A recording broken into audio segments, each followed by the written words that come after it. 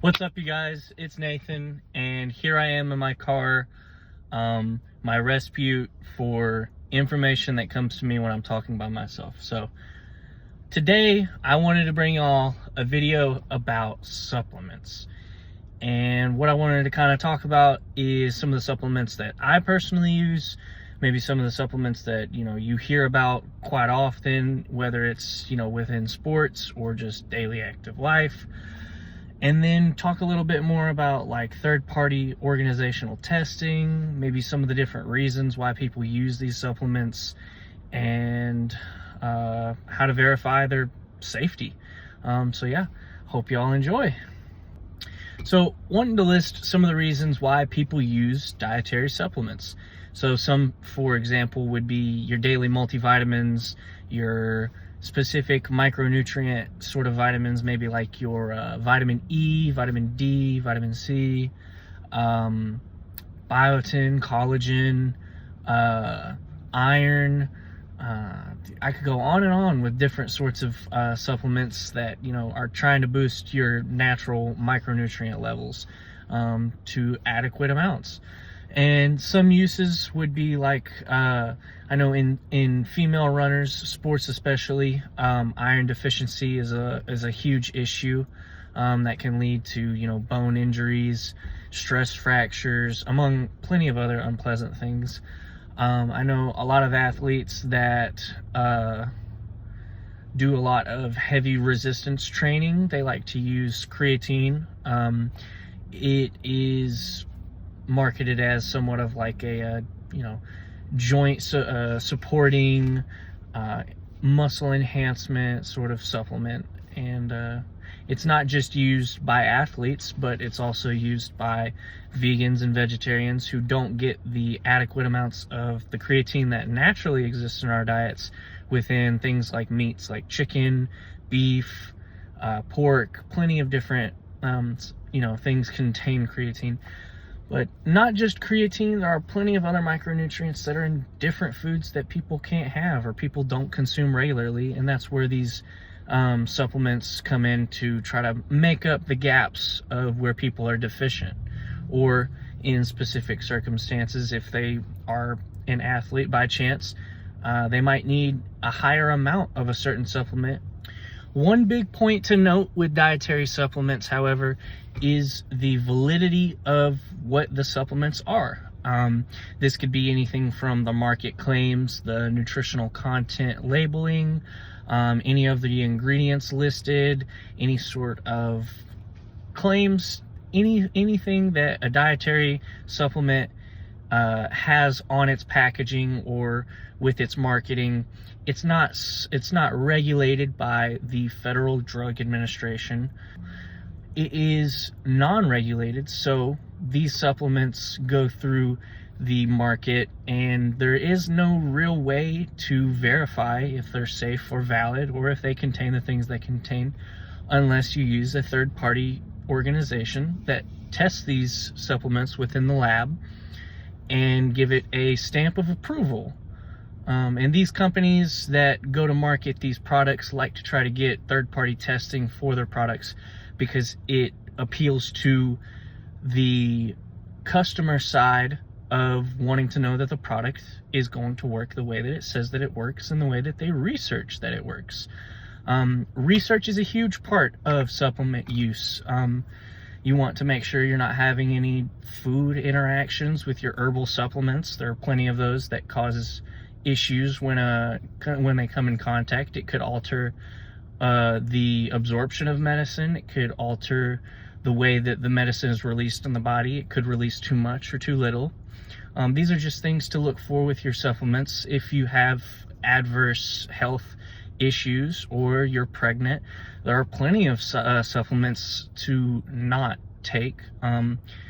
So to dive into maybe some of the supplements that people within the sports community or specifically bodybuilding might be accustomed to hearing quite often or circulating throughout, is L-arginine is an amino acid that boosts nitric oxide production in the blood. It has benefits in producing protein in the body. It increases vasodilation, so the opening up of blood vessels and blood arteries to allow better blood flow. And that translates to, obviously, within weight training, better blood flow, better muscle contractions. Therefore, you have more muscle growth. Another one that is pretty popular is L-glutamine, which is another amino acid that helps with digestive system. It aids in the growth of intestinal mucosa that lines your stomach. It's really beneficial in the breakdown of carbohydrates, specifically, but it promotes healthy gut bacteria. Another supplement that I regularly use is L-carnitine, which is described as being a fat burner. It helps with thermogenic effects, so increasing body heat, which translates to higher metabolism and burning energy. Think about it. Whenever you're burning energy, you're using a chemical reaction that heats up the body, or heats up it uses heat as the mechanism of action. So it's the same as in your body when you metabolize food. The product is used to boost somewhat, I guess, the thermogenic effects of your body whenever you burn food and when you eat food and you use it. So it's prescribed as a fat burner, essentially. Yohimbine HCl might not be a very common one for many people. It's targeted really more towards males. It helps boost men's sexual health, but it also really is marketed as a fat burner. Obviously, another supplement that I take is creatine monohydrate. It boosts the water holding capabilities of your cells so that it's able to hold on to more water, which aids in boosting muscle size, muscle stability in terms of preventing injuries like associated with heavy weight training. The wear and tear on joints, obviously. It's marketed as being beneficial at just enhancing anabolism, which is the growth of muscle, among plenty of other benefits.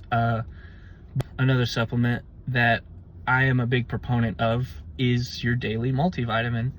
For those that are in the fitness community or bodybuilding specifically, it is very crucial to get in your macronutrients, but also your micronutrients, as a lot of the times your diet is lacking in micronutrients at the expense of what you're eating to get to a body fat percentage. So you're cutting out a lot of extra things like your fruits, your vegetables. You're still having them in quantities, but as your diet becomes more and more restrictive, it really becomes a matter of cutting out all of the excess fats and carbs, focusing solely on protein. And then, obviously, as we talk about carb depletion later on within bodybuilding, it'll make more sense. But using a daily multivitamin is crucial at maintaining those adequate levels that you're not getting from your diet. A big one that comes to mind to me is vitamin D. You want to make sure you're having really good, healthy bones when you're lifting these weights, especially as you're cutting down your body. It becomes more and more prone to injury as it has less body fat to sort of support your joints. Daily multivitamins also aid with things like iron. B12, your fat soluble vitamins as well are super important. Your omega-3s, your omega-6s, fish oils, any sort of somewhat oil that's supposed to be marketed as being good for heart health. Really can't recommend them enough. Another supplement that I absolutely love to use, especially leading up to competitions and regularly throughout my day and workouts, is potassium. Potassium, obviously, as we all know, is an electrolyte, but it comes in a supplement as well, as does many of these micronutrients that we see. But potassium, in this case, is super special because of its association with sodium, which is another electrolyte, and they both work in conjunction in the body within cells, and they aid in things like muscle contraction, transportation of hydration, many other effects from sodium. It can affect blood pressure. It can affect things like your insulin, your uptake of nutrients, the way that they're spread throughout the body.